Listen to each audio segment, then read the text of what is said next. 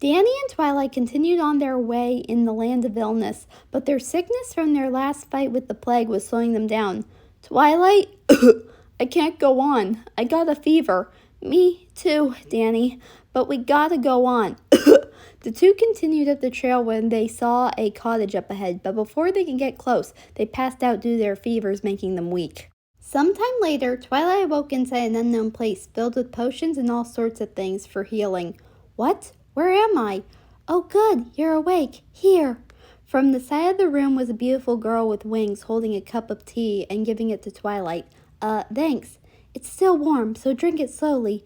Twilight took a sip of the tea. This is good. What's in this? Oh, just some lavender, honey, and a pinch of peppermint.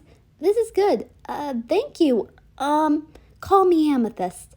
Right. Thank you, Amethyst. Speaking of which, how did I get here? And do you happen to know what happened to my friend Danny? He's a human boy with ghost powers.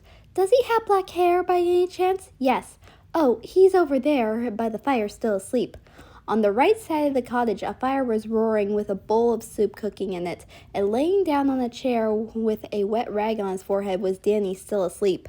Why don't you check on him while I get the soup ready, and I'll answer everything else later. Twilight got out of the bed she was in and went over to Danny. Huh? Oh, hey Twilight, where are we? Don't worry, Danny. Amethyst will explain everything. Who? Here, chicken noodle soup, the best soup to ever get rid of a cold. Gee, thanks. So how did you find us? Well, I was coming home from buying ingredients for my tea and soup when I saw you passed out near my cottage and noticed how ill you were. So, as a healing fairy, I took you inside and used some of my magic to make you better. Well, thank you, but we should really get going. Oh, no, I'm sorry, but I don't think leaving is a good idea. I mean, you all are still sick. You must stay until you are better. We understand your concern, but we're here on a very important journey to find the amazing medicine for the children of Toon World, and if we don't bring it back, the children will die. You're looking for the amazing medicine? Yes.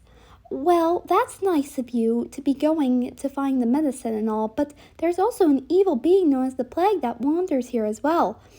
Yeah, we know. We met him.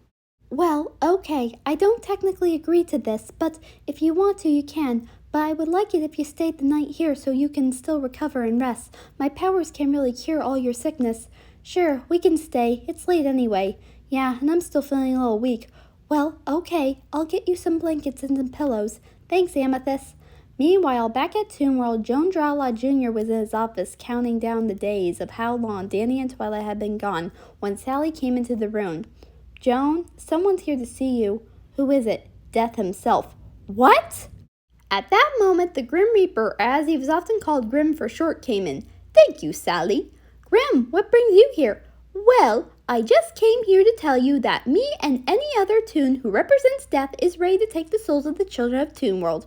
What? Grim, no, we're still waiting for the medicine. And also, why are you even doing this? What about Billy and Mandy?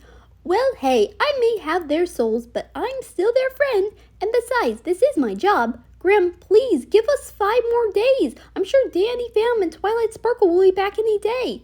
Well, okay, I'll tell the Death Toons to postpone the whole thing until that Ghost Kid and Princess Pony get back.